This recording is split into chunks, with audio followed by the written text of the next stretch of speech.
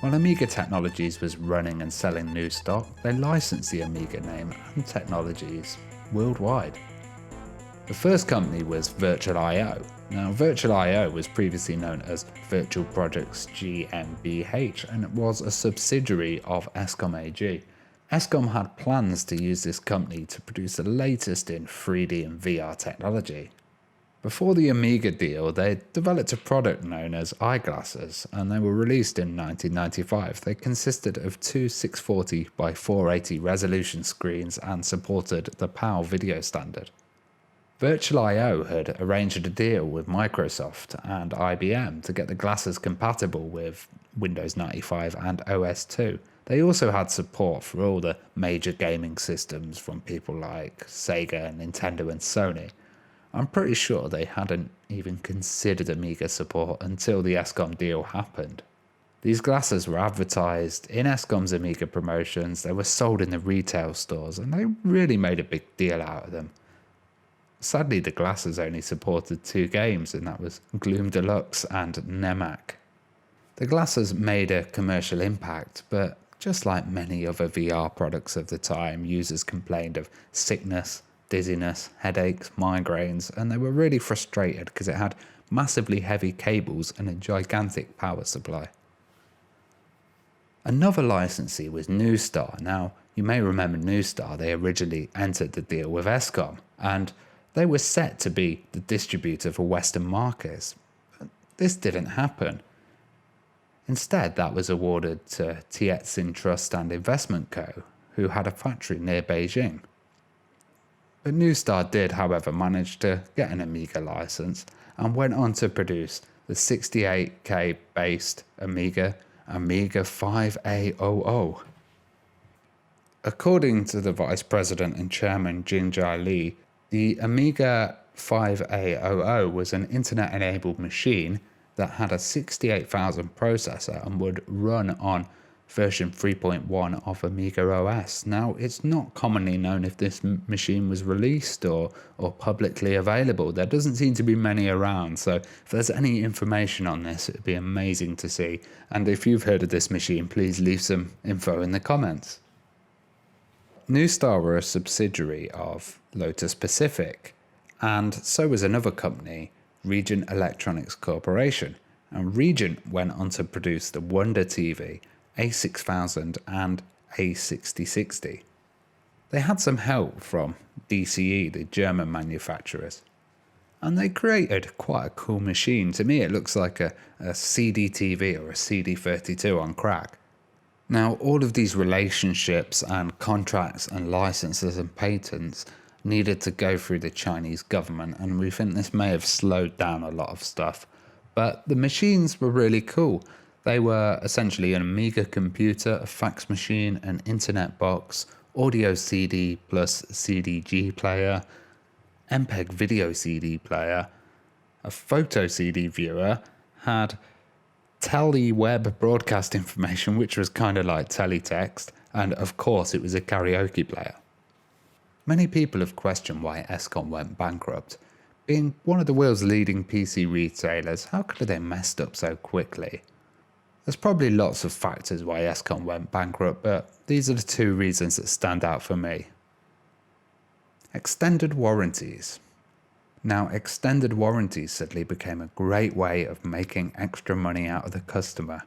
With people buying a PC every 4 to 5 years, they're a great way of getting more revenue. So every Escom customer got a 1-year guarantee straight away. They soon realised if they turned this into a 3-year guarantee, they could charge about £160 extra plus VAT on the top of each sale.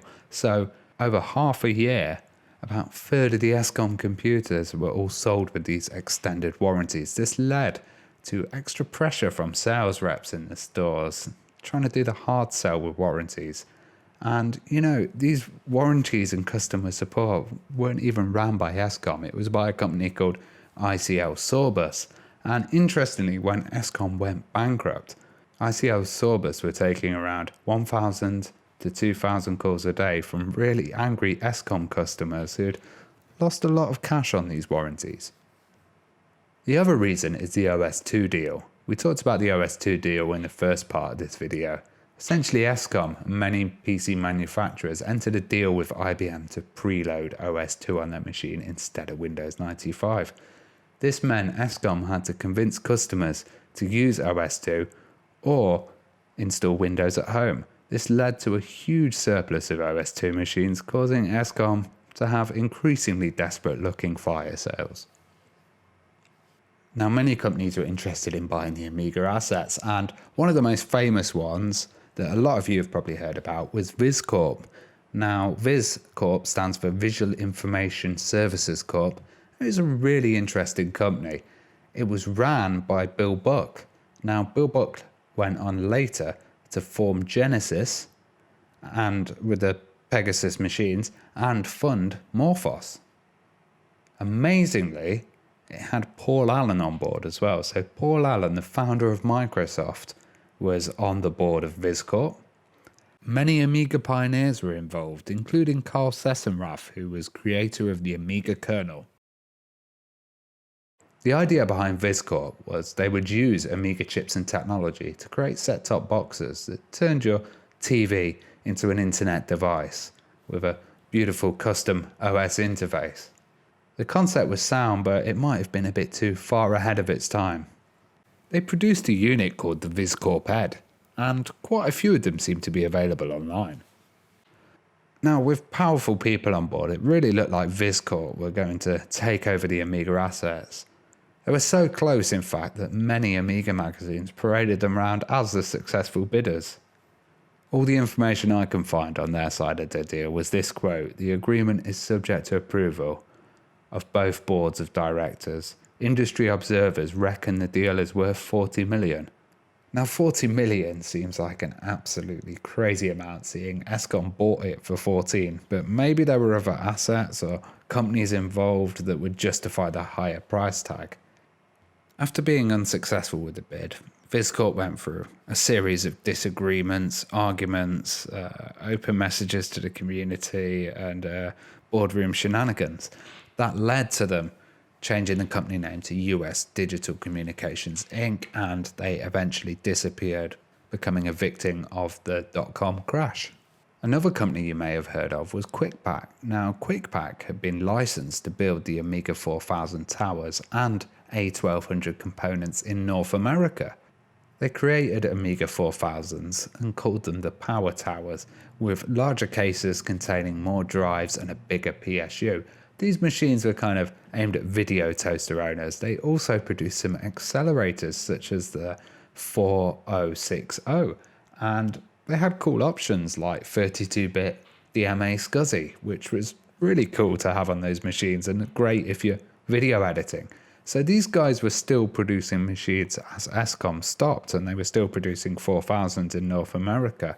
They kept in communication with Amiga users, they kept in communication with other companies, and they were well established.